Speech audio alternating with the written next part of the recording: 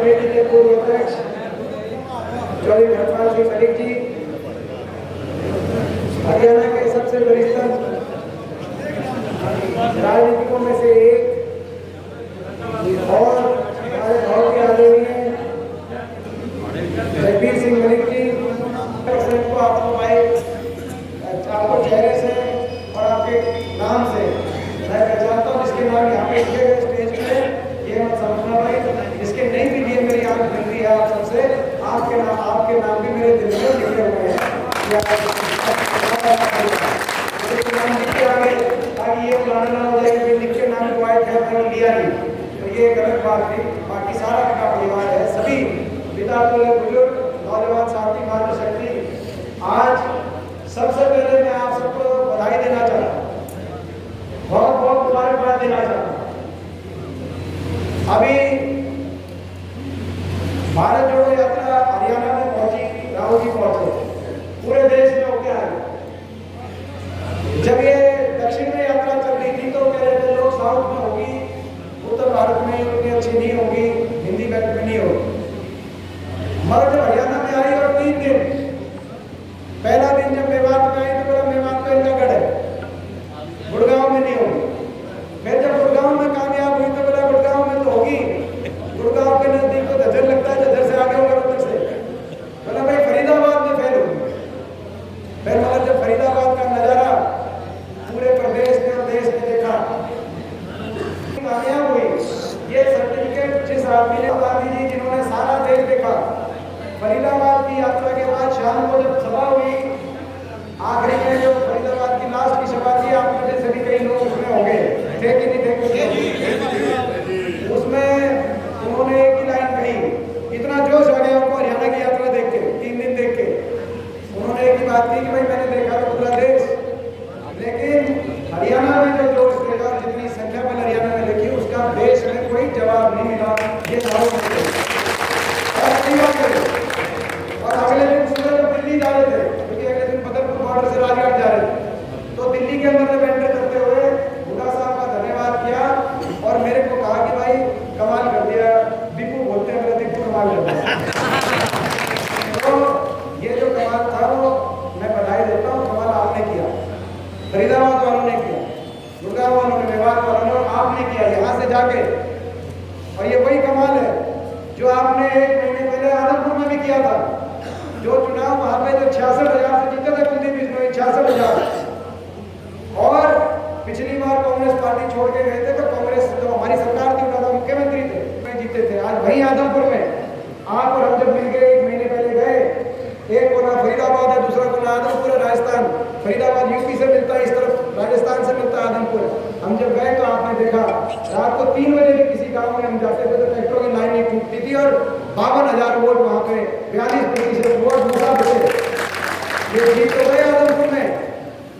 और एक और चीज हो गई उस लड़ाई में, तो 1 महीने में बीजेपी को इतने झटके आदमपुर में आपने देखा होगा। उस बात के लिए मुबारकबाद देता हूँ भारत जोड़ो के लिए। आदमपुर में सारे प्रदेश की सारी नकारात्मक ताकतें, सारी भ्रष्ट ताकतें एक हो गई। बीजेपी आदमपुर चुनाव में जेजेपी, कुलदीप बिश्नोई और कुलदीप जी का पूरा परिवार और चौटाला परिवार सारे एक हो गए थे कि नहीं हो गए थे बीजेपी के साथ? थारे खिलाफ हुए थे कि नहीं हुए थे? जब खट्टर साहब आए तो खट्टर साहब के एक तरफ कुलदीप बिश्नोई खड़े तो दूसरी तरफ दुष्यंत चौटाला खड़े, एक तरफ रंजीत चौटाला खड़े तो पीठ पीछे चौटाला मदद करने के लिए खड़े।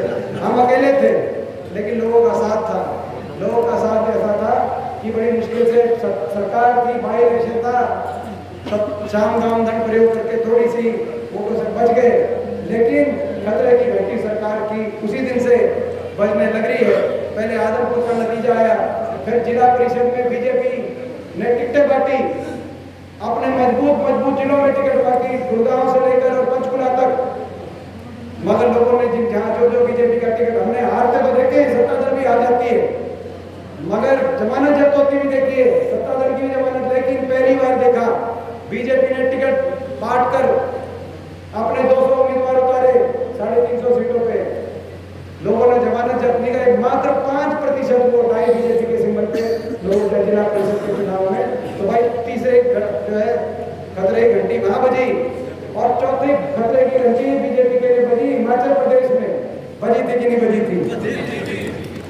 पहाड़ से हवा आई, ठंडी ठंडी हवा आई, अच्छा नतीजा लेके आए, कांग्रेस की सरकार बनाकर कह रहे थे कि 5-7 सीटों पर नीचे होंगी तो हम काबू कर लेंगे। कांग्रेस पार्टी ने हुड्डा साहब की जिम्मेदारी लगाई कि भाई ये 5-7 सीटों पर नीचे होंगे, कह रहे काबू कर लेंगे। इससे पहले 10 साल में इनका रथ नहीं रुका था, मगर हिमाचल में रथ रुका कि नहीं रुका, मैं आपसे पूछता हूँ। आई वहाँ पे आपका झंडा वहाँ से। तो आज मैं बधाई इसीलिए दे रहा हूँ, 1 महीने में आलमपुर का नतीजा भी, जिला परिषद का नतीजा भी, हिमाचल का भी और भारत जोड़ो यात्रा का पहले चरण का भी नजारा आज भाजपा में, बीजेपी में आत्ममंथन के बैठकें हो रही हैं। हम आपको बधाई बैठकें कर रहे हैं।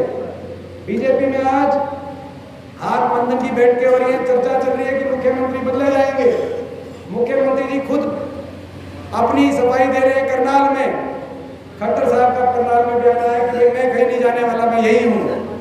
मगर जब ऐसी चर्चा चलने लग जाए तो इससे एक बात तो देखो, वो तो बदलेंगे नहीं बदलेंगे, बीजेपी का काम है, लेकिन एक बात तो तय है, उनको भी अपनी सरकार की लोकप्रियता का अंदाजा हो चुका है बीजेपी वालों को भी। तभी ऐसी चर्चा, अगर ये सरकार लोकप्रिय होगी तो ये चर्चाएं नहीं चलती।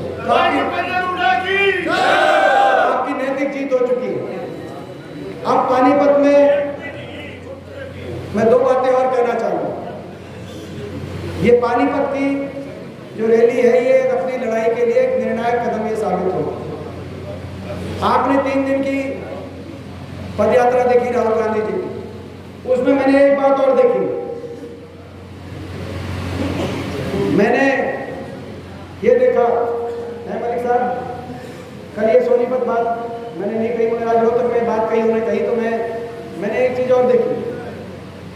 मेरे को उम्मीद नहीं थी। देखो, हुड्डा साहब की उम्र है 75 साल।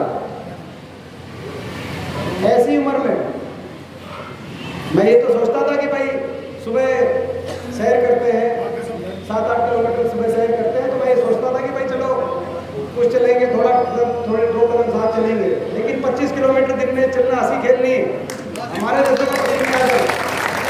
लेकिन सुबह से लेकर शाम तक मैंने उनसे कहा कि जी आप क्यों कर रहे हो 75 साल की उम्र में सुबह से लेकर शाम तक? अब भाई कदम से कदम मिलाकर जो सारे चल रहे हैं उनके साथ, राहुल गांधी जी से लेकर हमारे तक, उनसे आदि हैं, आधे उनकी उम्र से आधे हैं जी इतनी। बोला भाई ये इसीलिए कर रहे हैं कि भाई हरियाणा को बचाने का ये आखिरी मौका है। और मैंने तो पा लिया जो पाना था, मैं तो सब कुछ देख लिया, लेकिन भाई अगर हरियाणा को बचाना है तो मेहनत करनी पड़ेगी, राज लाना है, हरियाणा को बचाना है और इनको सही में जमुना पार बढ़ाना है, तो भाई मेहनत इस बार आप भाई लड़नी पड़ेगी।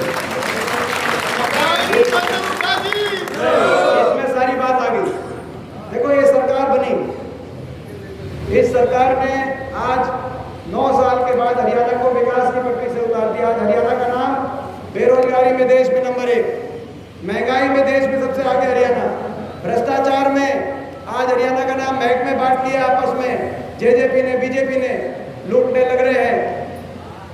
कौन सा महकमा किसके पास है, कौन जीवन लग रहा है, कौन सा खोपट पूरा जीवन लग रहा है, ये हमारे से ज्यादा का तुम बता देंगे, नॉर्मल वाले बता देंगे कि नहीं बता देंगे, तो लिस्ट ले रहे हैं साहब।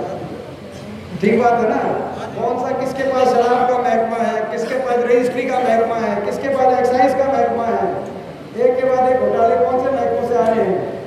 और वही रही और रोहतक को कौन लूटने लग रहा है, वो मैं क्या बताऊं, वो डॉक्टर अरविंद शर्मा बता देंगे, वो लिस्ट लिए घूम रहे हैं, पीछे उन्होंने बताया, हमारे से ज्यादा ये बता रहे हैं। भ्रष्टाचार में आज हरियाणा नंबर 1, बेरोजगारी में, किसान के अपमान में 750 किसानों के घर बर्बाद कर दिए, घरों के चिराग बुझ गए। 1 साल तक आंदोलन चला, इतना अपमान देश में शायद किसी का नहीं हुआ होगा जितना देश के किसान का हुआ। 1 साल तक आंदोलन चला, 750 घरों के चिराग बुझ गए, लेकिन कुछ नहीं करी, पूछा नहीं, परवाह भी नहीं करी। तो ऐसी सरकार चल रही है। आज ये मौका है कि भाई ये सरकार बदलने के इस लड़ाई में, पानीपत की रैली में हम पहुंचकर एक बड़ा योगदान दें। भारत जोड़ो, भारत जोड़ो राहुल जी की जो यात्रा है उसके 3 संकल्प: महंगाई के खिलाफ लड़ाई, बेरोजगारी के